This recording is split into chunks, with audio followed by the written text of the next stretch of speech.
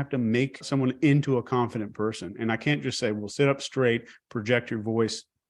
Those are symptoms of confidence, not actual confidence. And I think no matter how much behavior training somebody's had, there's some part of our subconscious picks up on that and says, oh, those are just little display signals. That's not real. But we don't know it. We can't articulate that. But there's something in our head that gets clicked, just like when we decide to trust someone, just what your podcast is all about. It's not like we're going through some Excel spreadsheet. There's hundreds of small little things that are underneath, so that even if I've read every persuasion book in the world, been through all the training, and I have an intention to do you harm, or I'm really, really doubting myself, the trust won't really fully connect. Someone's going to get a gut feeling. Right. And that's the first whole part of every training I do is I open it up by saying, you're in the business of manufacturing gut feelings in other people. I love that you brought up gut feelings, because those are the trickiest things in the world.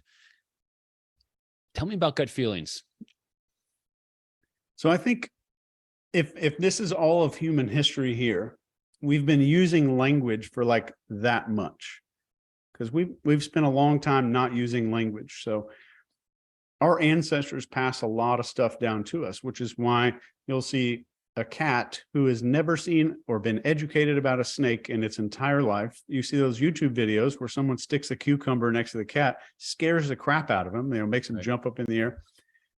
That's ancestor memory that's going there. A small human kid, you hold like a 6-week-old baby, let's say. You hold a baby over like a coffee table or a kitchen counter. You'll see their legs kind of start doing that. And the parents were like, oh, he knows how to walk. No. That's just the spinal cord reacting to a flat surface. So the ancestors passed down all kinds of stuff, but not language. So we don't have a structure in our brain for language. We have one for visual. We have one for olfactory. We've got one for all kinds of other stuff. We have a sensory cortex, but there's no language cortex. There's no language piece of the brain. It's just a couple of small areas that we use. So when we're born, we know how to read body language. We know how to send appropriate body language. And I don't just mean body language. I'm a little turned off by that term, but just this nonverbal stuff produces so many gut feelings in other people.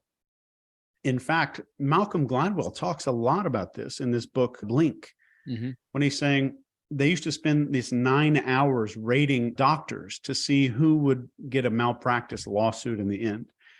Then they clipped it all down, took the words out, and you could only hear the tone of voices going up and down. And then they put wax paper over the screen and then only showed people the clip for 15 seconds. And they estimated it with the exact same accuracy as this 9-hour just microscope analysis. That's crazy. So should people trust their gut feelings? I would say most of the time they're pretty accurate.